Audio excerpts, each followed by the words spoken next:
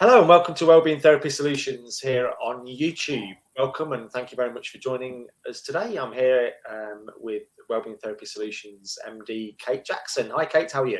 Good morning. Yeah, really good. Thank you. How are you doing? Yeah, good, thank you. If you've not already subscribed to the channel, please do. There's a huge amount of information on there which might be helpful in terms of your own mental health, well-being, mindfulness, all sorts of things to have a look at. So subscribe to our YouTube channel and have a look through the videos we've already done up there. Today we're going to talk about wellbeing support within the workplace, which is something that has grown in terms of awareness certainly over the last couple of years since COVID. Lots of businesses realising now that they do need to provide wellbeing and mental health services for their staff. And today Kate is here to talk about why that is such an important thing and the benefits for not only the staff themselves that are involved in that situation, but also the businesses who are providing that. So let's start with that, Kate, and briefly tell us how things have changed. I just mentioned COVID there, and how's the landscape changed in terms of mental health and wellbeing provision for workplaces in the last couple of years? Yeah, so we've seen a real shift in the way that companies view their responsibility around mental health and wellbeing and supporting employees. We've certainly, from the work that we're doing, seen an increase in organisations that want to do something. They're not necessarily sure what they want to do, but they definitely want to act and acknowledge that actually, because we spend so much time at work, that workplaces can be a really helpful source of support for people.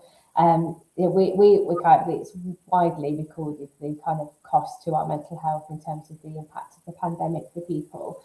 And I think what we've also seen is changes in working patterns, changes and people changing careers, people changing in many different ways. And that move, the bit that we're kind of seeing is that move to hybrid working. And for when it went to sort of a lot of people just working purely from home, and now there's the change back to, okay, so there's a bit of a blend of working for people. The impact of that can be really positive for lots of people in terms of having a bit more time at home, or being able to be a bit more flexible work-wise. But for others, there's real challenges around hybrid working, or now being completely remote, depending on your job, or going back into your full-time workplace and having made adjustments to life. Whatever blend it is, Kate, it's hard to get it right. It is. I work from home quite a lot, and that's in certain respects, but I also miss the company of an office as well. So, trying to get that right is tough. Yeah, absolutely, and it is kind of managing those challenges as well as other things that happen for people personally, and kind of the other challenges in life that are going on. And I think for we started out at the beginning of the pandemic in lots of kind of online support, and now businesses are wanting us to go in and do face-to-face support and offer different training. So we've seen a real shift, and I think not only from the kind of moral and kind of ethical side of things that businesses want to look after their employees, but we can see the real gains for businesses who do choose to offer a good offering of mental health and wellbeing support. Yeah, and I suppose it's a good thing. I mean, we're looking for positives out of a pandemic, which is often hard to find, but it has almost kick-started that awareness from the people that run businesses that this is something that not only we need to provide, but we should provide as well. And that's a nice thing to come out of, isn't it? Yeah, definitely.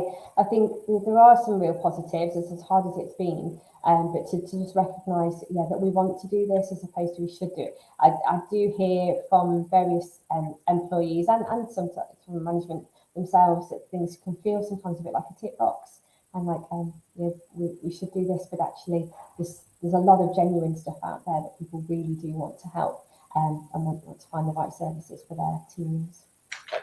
So if a company's on board with that and starting to think about what they can do for their workforce, what does promoting better awareness of mental health and wellbeing issues do for the workforce? Yeah, there's so many benefits for the workforce. So things like increased morale, increased feeling valued at work, people then feeling like there's a sense of community. The stuff that we see when groups of colleagues get together and actually start to talk and open up a bit about their own experiences or others, or hear from their colleagues about things, that sense of togetherness and community can really help within the workplace and build those relationships. There's also, I've seen over the past, before the pandemic and since the pandemic, lots of burnout amongst people feeling, still going to work, but feeling quite stressed, maybe lost their heart in it a bit. And the support that they get at work, offering better awareness and some sort of provision could really help to prevent burnout for people. And there's a concept called presenteeism, which is where people are showing up, they're turning up physically, but actually they're not in the right kind of place or state of mind to be doing the best they can do, or to be able to give everything, and maybe they're distracted or they're feeling burnt out. But that's a huge cost to employers. So just reducing that for people, that sense of burnout, stress, could then really help with building a really lovely workplace culture as well, that we know then people will stay in their jobs longer, so there are benefits obviously to the business as well. It's a case as well where finally opening up about some of these issues can be like a tipping point for the staff, in terms of the fact that there might be something that they've kept to themselves for so long, and it's not a company where they can discuss, they can discuss the fact they might have broken their arm, but they wouldn't discuss the fact that they're not feeling great mental health wise at the time. So if they can start and open up about these things, not only does it help in the short term, but in the long term, people feel more happy to chat at the at the sink, at the water cooler, at their desks or whatever. Yeah, that shift in trying to sort of reduce stigma around experiencing mental health or poorer mental health can be really, really helpful for people to know it's okay to open up about those things, and that actually everybody struggles from time to time in different ways. But we've definitely seen the kind of the power and the impact for people when they're given a safe place and a platform to be able to share some of those things, and it can really build that healthy team culture. Huge amount of benefits obvious for the workforce, but these are testing times for families and businesses. Inflation is through the roof, a lot of uncertainty in the economy. So for businesses, could some look at this at just another cost for them to soak up if they're actually going to do this properly and provide wellbeing support for their staff? Yeah, and I think sometimes it can feel like that to organisations. It's another outgoing, it's another cost to the business. But we certainly, the impact of kind of poor mental health is huge in the UK. Something like 18 million working days were lost last year related to stress, anxiety, depression. It's huge, and half of all working days are related to stress, anxiety, depression. That's what they're responsible for. So it's a big issue. And then there's a big impact then on the workforce. So you've got the cost of sickness, I guess, and the cost of maybe recruitment if people are leaving. But what we do there is there's some really great research out there. Deloitte have done a lot of work over the past about 5 years or so. They've done 3 separate reports and some real research into it that shows that on average, for every £1 that's invested in some kind of mental health support provision, the company gets £5 back. So the return on investment is really big. And what you will see is that kind of the cost in sickness absence, the cost in HR, the cost in recruitment really goes down when we support people to either stay in work and make some healthy adjustments, or bring some awareness in, or offer some targeted support. Can reduce that sickness absence and keep people in work. Actually, when you've got a healthy workforce, people are more effective, they're more productive, they're more able to work to their best. So by workplaces being able to offer some of that can really help the business grow and actually increase profits as opposed to taking away. Initially the outlay is there, but hopefully people see the long-term benefits of it.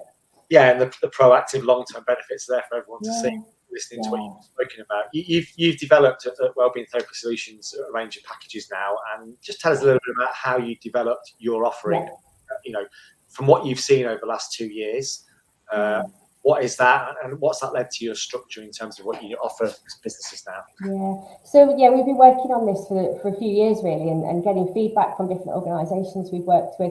We've got good experience of what works, what doesn't, in different areas. And I think one of the key things for me when I was putting packages together was being able to be really flexible. So I recognise that businesses are at different places in terms of their strategy, how far they've got with it. For some, it's really new, and that's okay, and we can help people to develop that strategy. And for others, they're much further down the line, and kind of it's very clear where the gaps are in the service that they're offering to their staff. So we've gone with kind of 3 packages initially: bronze, silver, and gold, and they all include a combination of awareness, training, workshops, self-care, self-management of well-being and mental health, alongside some more targeted training around mental health first aiders and having mental health first aiders in the workplace as well as your physical first aiders. And then there's some elements of one-to-one support. So for me, I think there's a universal stuff that kind of goes across the organisation. Then there's things that are a bit more targeted for a particular group of people. And then we've got the real sort of one-to-one support that we can offer as well. So we've kind of put those together, packaged them up into 3 different sizes of packages, which depend on the size of the business, but also what else you might already have in place. It's all really proactive. We're really keen on the preventative side of things, so spotting things earlier, preventing people becoming unwell, and supporting businesses with that. And I think for us as well, one of the really good things that we do. So we're a very small company and we work with lots of small and medium-sized businesses, but we're very personal. So we're not the big employee assistance program that you don't really get to speak to an individual person. You work with us closely. I am the first port of call for everybody. And we build really strong relationships so that we get to understand what's involved for staff, what their job roles are. We're on site, we can be there, we can be seeing what's going on in the organisation, and then really offering that quite bespoke support. Is it a mixture of both online and in person? Yeah. So we can offer both. Obviously, we're based in Leicester, and we have a training room and therapy rooms here as well. But we're really happy to travel and offer that support. But quite often online can work. We've been working with a company in Nottingham recently. We've done some on-site stuff, and being present, I think, really helps bring us to life and make us, feel more accessible and human, and people get to know us personally. But also, the online stuff means that people have privacy in terms of being able to access our support without the world knowing, but also make it accessible to people who are all over the country. Sure. You spent 18 months to 2 years developing this support, and you've actually now started delivering it. What sort of feedback have you had from people so far? Yeah, so we get generally really positive feedback. If I'm honest, every company we work with has come back for more, which is really lovely for us to feel like we're getting it right, we're hitting the right spot. We work really closely to build those relationships with people. So yeah, we're pleased with what we've done.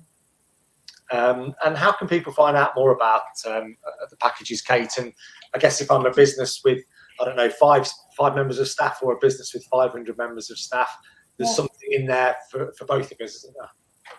Yeah, definitely. From really small teams, we can work with really small teams of just a few members of staff to much bigger ones. And really, that initial kind of consultation part of it is we do that with you. Contact me by email. We can talk over the phone. We can chat online, or I can come out to visit you. We've worked in so many different industries, and we tailor it to each. So we've done stuff in manufacturing. We've worked in software companies. We've worked in schools, education places, retail, banking, anywhere really. We can just adapt to the needs of the workforce really, and offer that flexible approach that feels right for your organisation. Fantastic. Busy times ahead, Kate. Yeah, hopefully, yeah. And we are busy, and that's a really good sign that people are actually taking this seriously and bringing in. The other thing just to kind of say is that we are all qualified health professionals here. We're all registered with HCPC. We're all really experienced, so that helps us, I think, perhaps to be. We are absolutely credible, and we bring a lot of experience and knowledge to what we do. So we are a team of qualified health professionals. Okay, if you're a member of staff or a business owner that would like to find out more information about what we've spoken about today, all the details of Wellbeing Therapy Solutions bronze, silver and gold packages are on the website, the address of which is on the screen right now. If you'd like to contact Kate directly to find out some more information or to make an initial contact, Kate's email is on the screen now as well, so please feel free to drop her a line, and Kate will be able to give you some more information about where to go from there. As I've said, there's loads more information about what Wellbeing Therapy Solutions offer on our YouTube channel, so please check that out and subscribe when you get a second. And that just leaves me, Martin Crowson, time to say thanks for your time as always, Kate. It's been a pleasure talking today. Well, thank you. Thanks for inviting me. It's good to talk. Okay, and thank you for joining us today here on Wellbeing Therapy Solutions YouTube channel live. Have a good one, and we'll catch up with you soon. Bye-bye.